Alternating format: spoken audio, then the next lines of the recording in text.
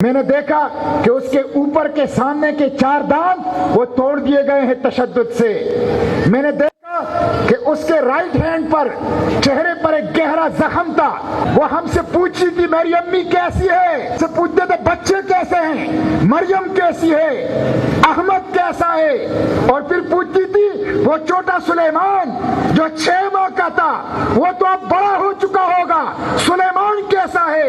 اللہ کی کتاب کی حافظہ بیٹھی اللہ کی کتاب سے سورہ مریم سنا رہی تھی اور مجھے کہہ رہی تھی کہ مریم علیہ السلام پر جو تکالیف آئی ہیں میں سورہ مریم پڑھتی ہوں اور اس سے حوصلہ پکڑتی ہوں. وَاذْكُرْ فِي الْكِتَابِ مَرْيَمَ إِذِ انتبذت مِنْ أَهْلِهَا مَكَانًا شَرْقِيًّا. سب سے پہلے تو میں ڈاکٹر فوزیہ صدیقی کو خراج تحسین پیش کرتا ہوں. یہ 5 سال بڑی ہے ڈاکٹر عافیہ سے, میڈیکل ڈاکٹر ہے. گزشتہ 20 سال سے یہ اپنے بچوں کو بھی پال رہی ہے, عافیہ کے 2 بچوں کو بھی پال رہی ہے. عافیہ کی بیٹی مریم کو ڈاکٹر بنایا, عافیہ کی بیٹے احمد کو ڈاکٹر بنایا, اور احمد قرآن کا حافظ بھی ہے. حافظ ماں کا حافظ بیٹا, ڈاکٹر ماں کی ڈاکٹر بیٹا. اور اس کے ساتھ ساتھ گزشتہ 20 سال سے ڈاکٹر فوزیہ صدیقی نے ڈاکٹر عافیہ صدیقی کی رہائی کا پرچم بھی اٹھائے رکھا ہے. گرمی اور سردیوں میں دھمکیاں دی جا رہی ہے. آپ کو پتہ ہے جب میں امریکہ جانے کے لیے ان کے ساتھ ان کے گھر کراچی گیا تو مجھے ڈاکٹر عافیہ کے بچوں نے بتایا کہ ہمیں ٹیلی فون کالز پر, گمنام کالز پر قتل کی دھمکیاں دی جا رہی ہے. بچوں کو قتل کی دھمکیاں, ڈاکٹر فوزیہ کو قتل کی دھمکیاں کہ امریکہ نہ جاؤ. میں ان کے ساتھ کھڑا ہو گیا کہ میں آپ کے ساتھ جاؤں گا, میں آپ کے ساتھ اس سفر میں شریک ہوں گا, میں آپ کو سہولت دوں گا. اس حالت میں بھی اس خاتون نے ڈاکٹر عافیہ کی رہائی کا پرچم سر بلند رکھا ہے. تو میں ڈاکٹر فوزیہ کو آئرن لیڈی ہے, صنف آہن ہے, مضبوط مثالی خاتون ہے, میں ان کو خراج تحسین پیش کرتا ہوں کہ انہوں نے ڈاکٹر عافیہ کی رہائی کے اس پرچم کو گزشتہ 20 سال سے 2 اشروں سے اس کو اٹھائے رکھا ہے. میں کلائیو اسمتھ کو بھی برطانوی وکیل ہے, برطانوی وکیل ہے, مسلمان نہیں ہے, انسانیت کے رشتے پر 87 قیدیوں کو گوانٹانامو سے رہا کر چکا ہے, وکیل ہے, بین الاقوامی شہرت کا وکیل ہے, ہیومن رائٹس کا وکیل ہے. میں ان کا بھی شکریہ ادا کرتا ہوں کہ جب میں نے ان کو درخواست کر دی انہوں نے میری درخواست پر ڈاکٹر عافیہ کا کیس لیا ہے. اور آپ کو پتہ ہے رضاکارانہ طور پر 1 روپیہ 1 پیسے کا وہ فیس اور وہ رقم اور وہ معاوضہ نہیں لے رہا, پرو بونو رضاکارانہ طور پر وہ ڈاکٹر عافیہ کا کیس وہ کر رہا ہے. میں پاکستان کے حکمرانوں سے کہتا ہوں, بغیرت حکمرانوں سے کہتا ہوں, ایک کلائیو اسمتھ جیسا انسانی ہمدردی بھی ان لوگوں میں نہیں ہے جس نے 87 قیدیوں کو گوانٹانامو سے نکالا. جو ڈاکٹر عافیہ کی رہائی کا کیس وہ پرو بونو رضاکارانہ طور پر بلا معاوضہ لڑ رہا ہے. تو میں کلائیو اسمتھ ہیومن رائٹس کے انٹرنیشنل لائر کو اس کو بھی خراج تحسین پیش کرتا ہوں.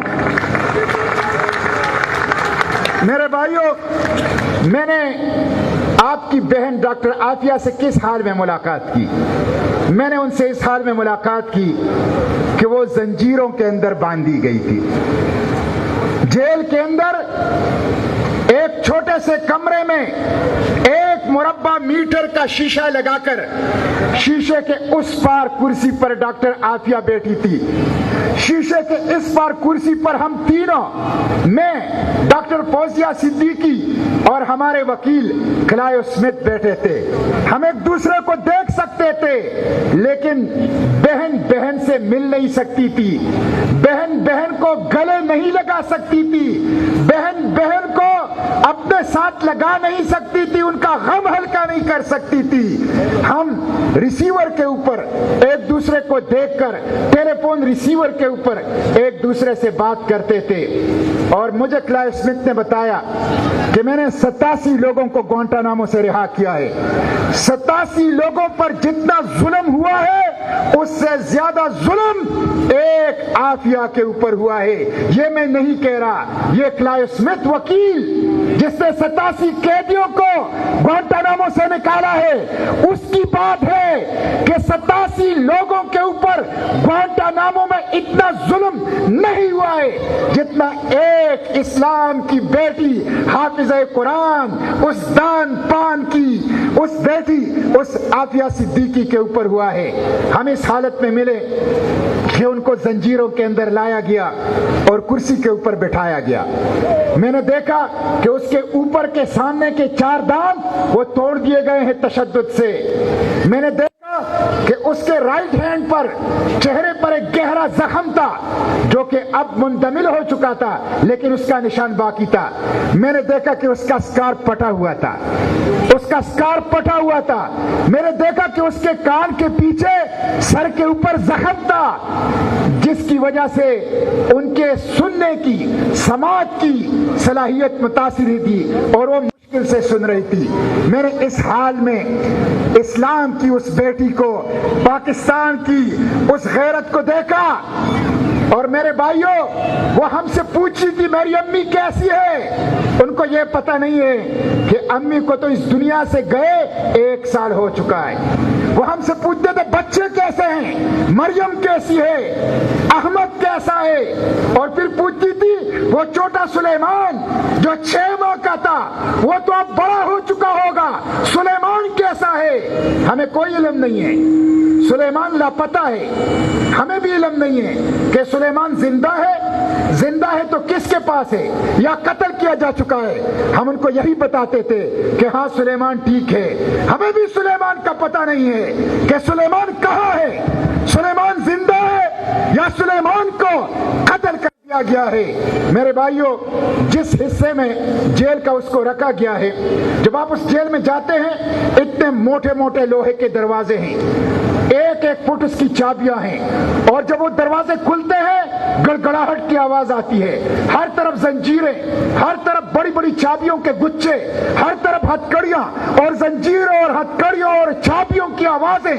اس جیل کے اندر جو زنجیروں کی جھنکار ہے وہ آپ کو ہر طرف نظر آئے گی۔ اس کو کہتے ہیں SHU، اسپیشل ہاؤسنگ یونٹ، انتہائی خطرناک قیدیوں کا یونٹ۔ اس کے اندر ڈاکٹر عافیہ کو رکھا گیا ہے۔ 6 بندے 24 گھنٹے اس کے اوپر نظر رکھتے ہیں۔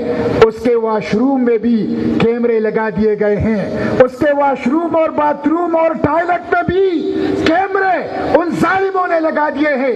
ایک ایک لمحہ ان کی آنکھوں کے نیچے وہ گزار رہی ہے۔ میرے بھائیوں، میں نے ان کے ساتھ باتیں کی، انہوں نے مجھے سورہ مریم کا کچھ حصہ سنایا۔ وَاذْكُرْ فِي الْكِتَابِ مریم اذ انتبذت من اہلها مکانا شرقیا۔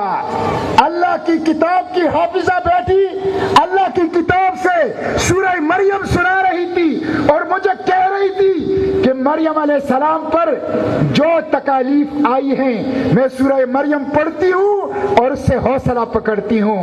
وَاذْكُرْ فِي الْكِتَابِ مریم اذ انتبذت من اہلها مکانا شرقیا۔